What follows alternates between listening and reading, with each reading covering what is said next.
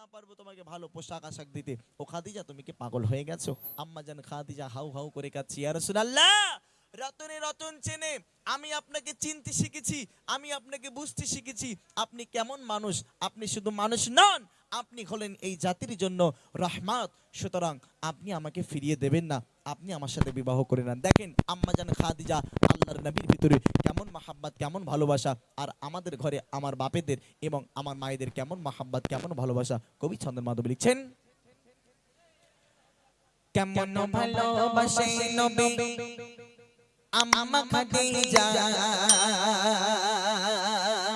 কেমন ভালোবাসে নবী আম্মা খাদিজা, কেমন ভালোবাসে নবী আম্মা খাদিজা, যে ভালোবাসায় খুশি হতো আল্লাহ দয়াময়, যে ভালোবাসায় খুশি হতো আল্লাহ দয়াময়।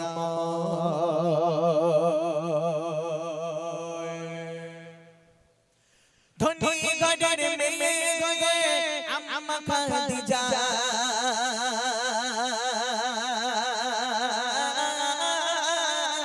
নবীর কাছে এসে বলে করব নিকাহ। ধনী ঘরের মেয়ে গয়ে আম্মা খাদিজা, নবীর কাছে এসে বলে করব নিকাহ। নবী বলে ও খাদিজা কেন চাও আমায়, নবী বলে ও খাদিজা কেন চাও আমায়, রতন কে রতনী চেনে অন্য কেউ নয়, ও রতন কে রতনী চেনে অন্য কেউ নয়। কেমন ভালোবাসে নবী আম্মা খাদিজা, কেমন ভালোবাসে নবী আম্মা খাদিজা, যে ভালোবাসায় খুশি হতো আল্লাহ দয়াময়, যে ভালোবাসায়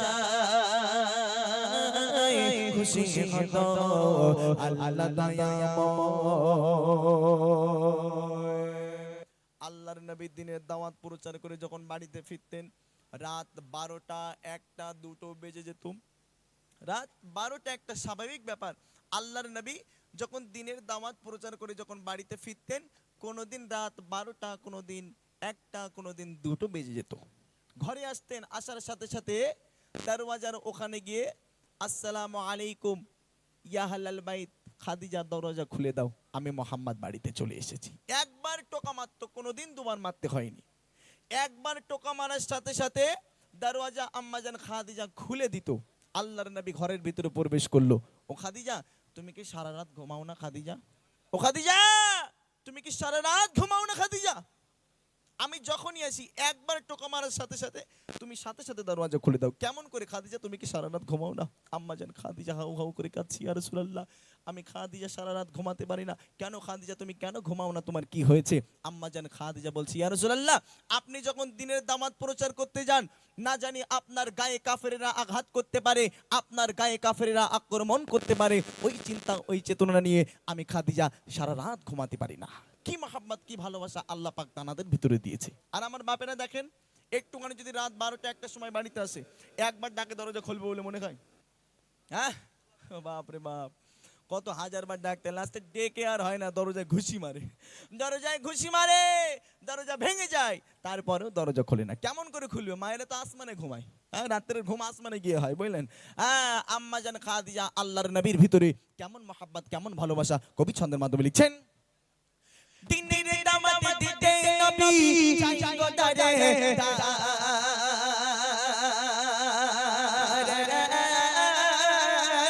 অপেক্ষাতে বসে থাকে বিবি নিজের ঘরে। দিনের দাওয়াত দিতে নবী চাই গো দারে অপেক্ষাতে বসে থাকে বিবি নিজের ঘরে দরজা টোকা দরজা টোকা দরজা টোকা দেবার সাথে দরজা খুলে যায় দরজা টোকা দেবার সাথে দরজা খুলে যায় বিবি বলে আপনি ছাড়া ঘুম নাহি হয় ওগো বিবি বলে আপনি ছাড়া ঘুম নাহি হয় কেমন ভালোবাসে নবী আমা খাদিজা কেমন ভালোবাসে নবী আমা খাদিজা যে ভালোবাসায় খুশি হলো আল্লাহ দয়াময় যে ভালোবাসায় খুশি হলো আল্লাহ দয়াময় আল্লাহর নবীর হাত মোবারক খানা ধরলেন আম্মাজান খাদিজা হাত মোবারক খানা ধরে একটা ঘরের ভিতরে নিয়ে গেলেন ঘরের ভিতরে নিয়ে গিয়ে আম্মাজান খাদিজা আল্লাহর নবীর কাছে কিছু কথোপকথন আল্লাহর নবীর সাথে কিছু কথা বলছে আম্মাজান খাদিজা আল্লাহর নবীকে বলছি ইয়া রাসূলুল্লাহ এই যে আপনার সাথে আমার বিবাহ লাইফে এই যে সাংসারিক জীবনে আমি খাদিজা আপনার কাছে আমার কোনো চাওয়া ছিল না কোনো পাওয়া ছিল না আমি কিচ্ছু চাইনি ইয়া রাসূলুল্লাহ আপনি আমাকে যেভাবে রেখেছেন আলহামদুলিল্লাহ আমি অনেক খুশি আছি তবে আল্লাহ পাক যে কোরআনে ঘোষণা করেছে কুল্লু নাফসিন যায়িকাতুল মাউত প্রত্যেক নরনারীকে এই দুনিয়ার জমিন থেকে বিদায় নিয়ে চলে যেতে হবে আমি খাদিজা আমি একদিন মারা যাব আমি একদিন চলে যাব ইয়া রাসূলুল্লাহ তবে আমার একটাই কিছু শর্ত আপনার কাছে আমার কিছু শর্ত থাকবে ওই শর্তগুলো আমি খাদিজা যেদিন ইন্তেকাল হয়ে যাব আমি খাদিজা যেদিন মারা যাব মারা যাওয়ার পরে ওই শর্তগুলো আমার পূরণ করা লাগবে দেখেন আম্মাজান খাদিজা আল্লাহর নবীর কাছে কি চাইছে কি চাওয়াটা দেখেন আপনি শুনলে পাগলা হয়ে যাবেন আম্মাজান খাদিজা আল্লাহর নবীর কাছে কি চাইছে কি চাওয়াটা দেখেন আর আমার বাপেরা আমার মায়েদের যদি বকাঝকা করেছে বাপরে বাপ মুখ তো একেবারে বাংলায় 5 বুঝলেন আবার যদি একটুখানি মানাতে যাই দেখো রাগ করো না কি লাগবে বলো কি লাগবে বলো বাপরে বাপ পুজো হয়ে যাচ্ছে হ্যাঁ দুর্গা পুজো কালী পুজো হয়ে যাচ্ছে যদি দীঘায় নিয়ে যাবে না এই সমস্ত আবদার আম্মাজান খাদিজা আল্লাহর নবীর কাছে কি চাইছে কি চাওয়াটা দেখেন কবি ছন্দের মাধ্যমে লিখছেন বিবি বলে ও গো স্বামী মরণের পর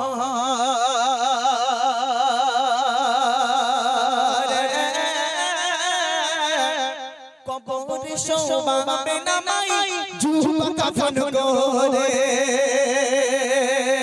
বিবি বলে ও গো স্বামী মরণের পর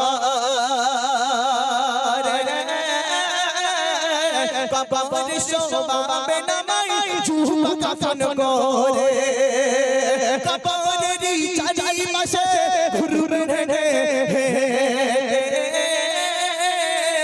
কবর জানো লাগি পারে আমাই পিছে দিতে থাকবে বসে থাকবে বসে থাকবে বসে ফারিস্তাদের সাবানের সময় থাকবে বসে ফারিস্তাদের সাবানের সময় কবরের কঠিন আযাব বড়ই ভয়ের হয় ও গো কবরে কঠিন আযাব বড়ই ভয়ের হয় কেমন ভালোবাসে নবী আমা খাদিজা কেমন ভালোবাসে নবী আমা খাদিজা যে ভালোবাসা খুশি হলো আল্লাহ দয়াময় যে ভালোবাসা খুশি হলো আল্লাহ দয়াময়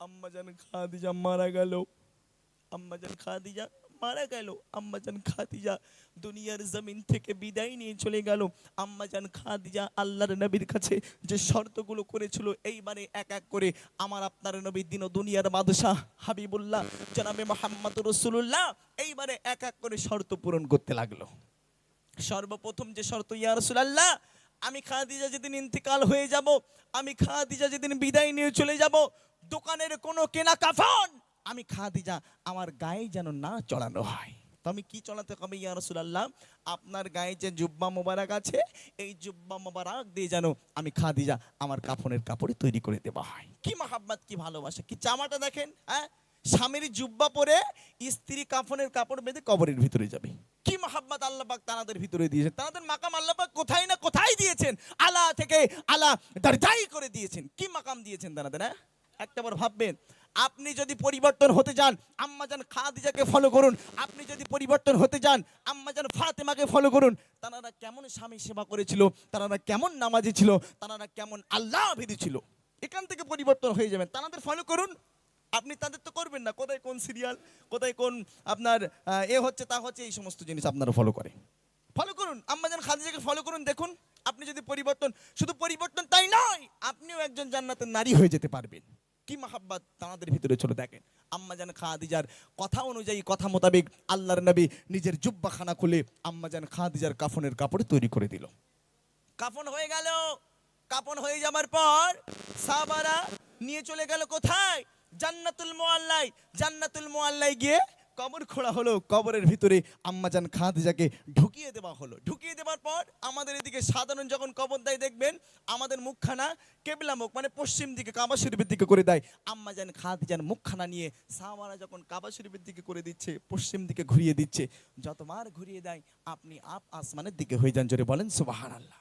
সাহাবারা হতভম্ব হয়ে গেল, থমকে গেল, এ কি এমন অবস্থা ইয়া রাসূলুল্লাহ।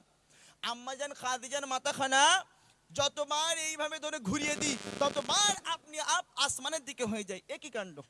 আল্লাহ পাক জিবরিল আমিনকে খবর দিয়ে বলল, জিবরিল আমিন যাও, চলে যাও আমার বন্ধু মুহাম্মাদের কাছে যাও, গিয়ে বলো আমি আল্লাহ পাক ওই খাদিজাকে বড্ড ভালোবাসি। শুধু ভালোবাসি তাই নয়, ওই খাদিজাকে আমি আল্লাহ পাক আসমান থেকে সরাসরি ওই খাদিজার মুখখানা দেখব বলে আমি আল্লাহ আমার আসমানের দিকে ওই খাদিজার মুখখানা করিলাম। জোরে বলেন সুবহানাল্লাহ।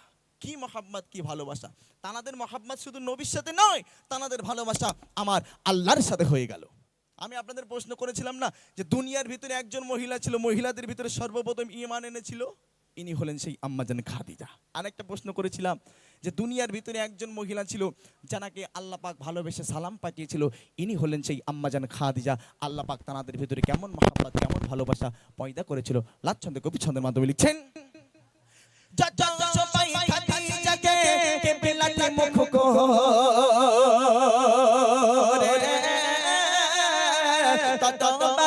আসমানের দিকে চাইছে ঘুরে, খাদিজাকে কেবেলাতে মুখ করে, ততবারই আসমানের দিকে চাইছে ঘুরে।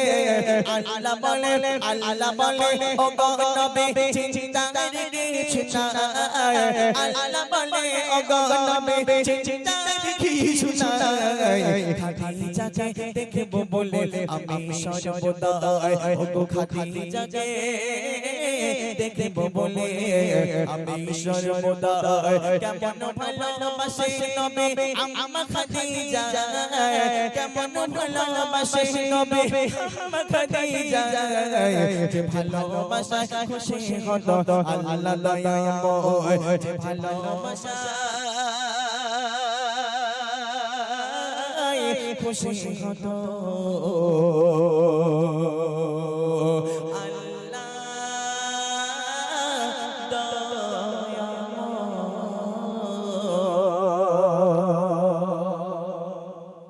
এই সমস্ত গজলগুলো যদি আপনি এখানে সারাদিন বসে বসে শোনেন আপনার একবার উঠতে ইচ্ছা হবে না। এই সমস্ত গজল, আরো পুরনো দিকের গজল আছে। এস কে হাবিব সাহেবের একটা গজল আমার খুব পছন্দের একটা গজল, যে গজল শুনলে